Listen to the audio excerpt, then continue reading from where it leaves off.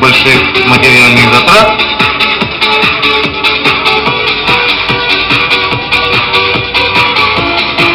Финишируют как ветераны, так и девушки.